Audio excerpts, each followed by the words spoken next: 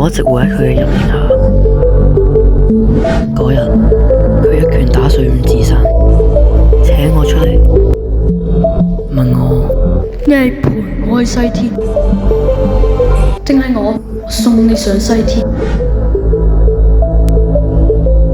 貧僧乃係大唐三藏，撞天、撞地、撞眾生。呢位係貧僧嘅徒弟。大徒弟孫悟空，二徒弟豬八戒，三徒弟沙悟淨，八戒企去為師後面。如果施主聽唔明大乘佛法，貧僧亦都食過下夜粥。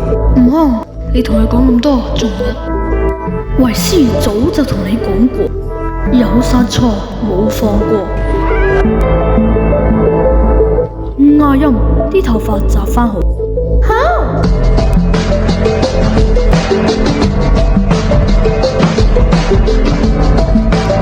施主，我唔食牛肉，摘返本經書，摘返本經書，切！